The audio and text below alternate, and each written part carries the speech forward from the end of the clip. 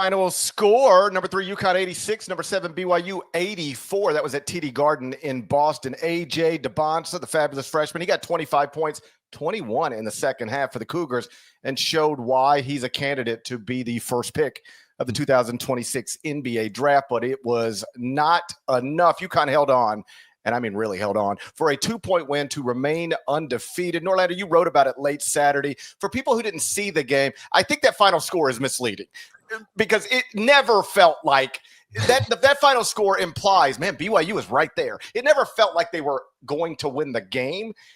Even at the buzzer, it was a meaningless two-pointer that created the 2-point difference.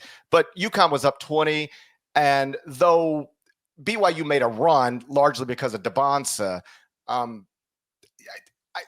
know they got it to 3 at one point, but it never felt like, oh man, UConn's really going to blow this. Did it? Did it to you? No, but I perked up with about 5 minutes to go. Yeah.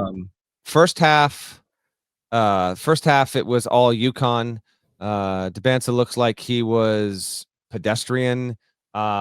Maybe it was nerves, maybe it wasn't. This was obviously billed, and this game was booked to be Dybantsa homecoming. Grew up 25 minutes away. Alex Caravan, also from the greater Boston area, did well for himself, had 21 points and played just fine. I think that part of it got overshadowed. But the game was obviously, Dybantsa goes to BYU. He wants to have one game while he's in college, back on his home turf, so to speak. He gets that. They aren't able to get the win. And in the first 20 minutes, UConn was far superior. They looked more ready, more the tactics, the tacticianship, I don't even think that's a word, but just UConn's overall approach to the first half far outpaced BYU. BYU was out of sorts. Dybantsa had 4 points. They weren't able to get a ton. As expected, BYU was shorthanded, and it soon became more shorthanded than it even expected. We did have Kennard Davis travel with the team, didn't play. Kevin Young didn't really divulged too much in the post game, just said it was a violation of team rules. We all know what the team rules were. We're just, again, waiting for more details on what exactly happened with Davis on campus last week. And then Keba Keita, in a play that didn't have a foul called, Silas Demery, who we are very much going to get to in just a second here, he bangs into him, and Keita's a big dude, and he was on the floor for about 2.5 minutes, maybe. He stands up, he's woozy, he needs to be helped off. As they were bringing him off the floor, I was like, and again, I'm not the doctor on this podcast, that's the guy right on the other screen, but I was like, this feels like a concussion, the way he's walking, how long it took him to get up. I doubt he's going to return. He didn't return. So credit to BYU for coming back with down 2 of its 5 starters.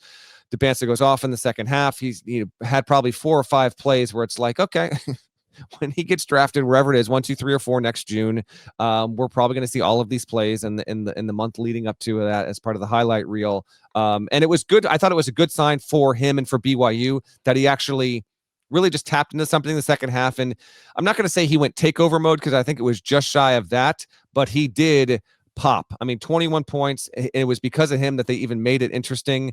Richie Saunders had some moments, but he didn't hit a 3. That was an issue. Rob Wright III, ball in his hands, chance to tie the game. It's a turnover. 12 seconds to go.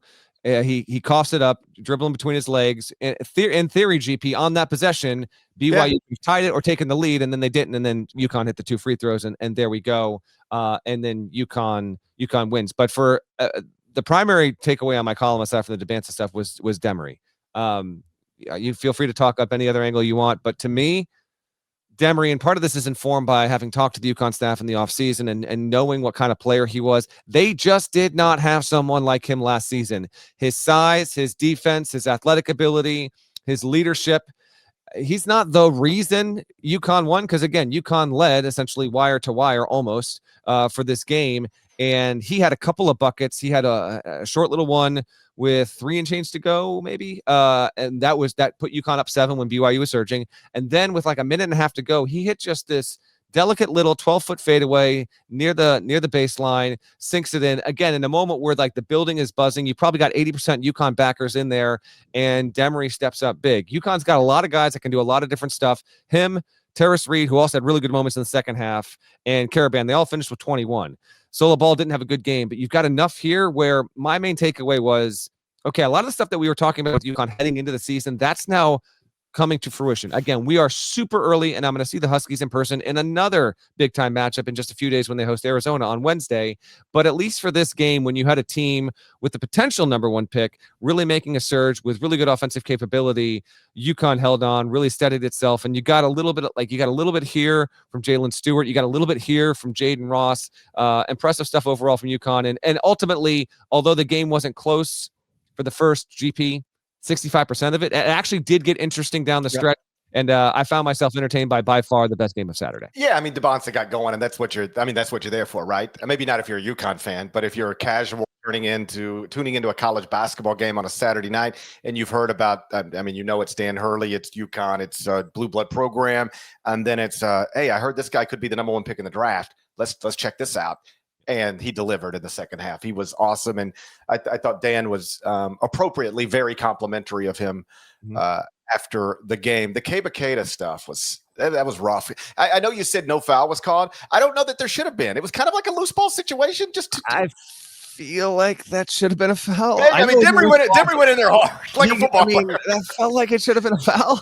he got him pretty hard. Now, I know they were both going for it, and sometimes you get a loose ball, and it's like play on. This one with like he was down, and that might have well been the difference. I don't know if he plays the game if they win or not, but not having him obviously a major factor and set them back even further in the first. I mean, he goes out with 9 minutes to go in the first half, which means, as you touched on, BYU basically played the last 31 minutes of the game down 2 starters. Yeah, two presumed starters. It was 26-12 when he got knocked out. Yeah, that was the score when he actually left the game. Yeah, and so I think you described it accurately.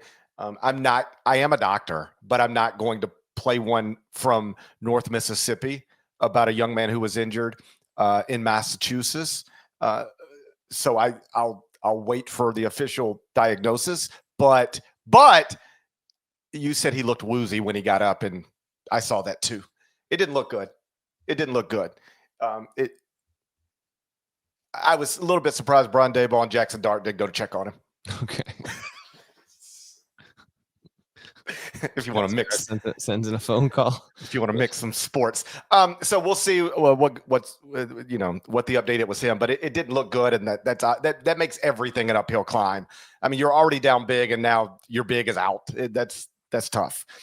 With Demery, he was great. And I thought it was interesting that he was great because I don't have the quote right in front of me, but there was an interesting quote from Dan about him last week where he said something along the lines of he's got a contentious relationship with him or something. I don't recall the word exactly, but it was like, you know, it's a push and pull type thing. We're battling a little bit right now. Yes. I think that's for Hurley. That's a good thing though. Like he wants that. And as long as Demery wants it too, I think that's, he is looking for that. And I think he doesn't say that public. This is my speculation. I haven't talked to Dan about it. My speculation is he doesn't say that publicly if he doesn't know Demery can't handle it privately. There you go. So he was terrific. Karaban and Reed also got 21. So just in those 3 players, it's 63 points. And remember, I know there's probably a UConn fan out there. Hey, we're shorthanded too, you know? We're not healthy. Correct, but they haven't had to make that adjustment yet. Like Braylon Mullins, right. Yeah, he still hasn't returned, but I get that. That's all fair and good, but if anything, be more encouraged by it because you held BYU without an assist for the first 17 minutes and 45 seconds of the game, and BYU didn't even hit a 3-pointer period until there was 1:05 to go on the clock in the first half. So I know you were shorthanded, but I'd be even more encouraged by the fact that we're still not at full strength, and you saw what we could do against a top 10, top 15 opponent. Right. I guess that's my larger point is that UConn looks awesome, and they're not whole, and it's early. So. I mean, if you saw the post-game interview Dan did with Raph, he seems to really like this team and what he believes this team can become. Now, I know he, had similar thoughts and statements heading into last season, and we know how that went. But when I listen to him talk, I hear a man that feels pretty good about where things are at right now and is confident about where they can head. I think the quote he gave Raph was something along the lines of, I think this team is going to be good enough to compete for the things we like to compete for at UConn. And he said it with a slight smile and a smirk, perhaps. And, I understand why. They look the part. I don't know if they'll win a 3rd national championship in a 4-year span, but they clearly look like one of the handful of teams that has the goods to do it. Yeah, for sure. And we're getting a lot of interesting just gameplay, not necessarily results. UConn hasn't lost yet, or they've been playing well, and it's kind of reinforced my thinking, and many others, GP included, that this team should be in that top 5 conversation overall. BYU enabled UConn to shoot 57% from the floor.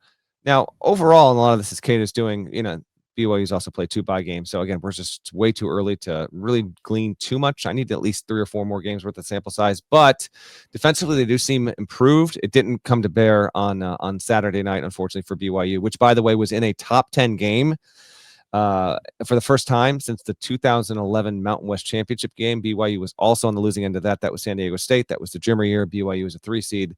That was a double-digit deficit that they wound up on the wrong end of. Here, they wound up being just 2 points shy. And as for UConn, one stat, they're 24-10 against ranked competition since the start of the 22-23 season. It's more wins and a better winning clip than any team in the sport, with at least 10 games against ranked teams in that span. That's obviously no huge surprise when you factor in the 2 NCAA tournament runs. But yeah, I think your big picture takeaway on UConn is they got a good push. We see a lot of encouragement and reasons why last season should be considered the aberration and this season should be different. But as I led my column with late on Saturday night, Dan Hurley opted in to the obstacles. After having an up and down season a season ago, it would have been understandable if UConn simply had a pretty good non-conference schedule, but one that was, obviously outside of the top 5 toughest or top 10 toughest. That's not what this is. UConn might have the toughest non-conference schedule. And if it's not the toughest, it's going to be in that top 5 conversation.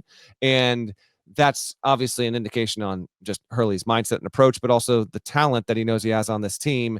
And you're 1 down, 5 to go over the next 27 days, by the way. Next up will be Arizona on Wednesday. We'll just, we'll get to that. We'll get to that one on our Wednesday show, but we got another biggie coming to stores on Wednesday night, and I can't wait for that one. Yeah, that'll be at Gamble. UConn, Arizona on Wednesday. Next up for BYU, it's a game with Wisconsin in Salt Lake City. That'll come on Friday.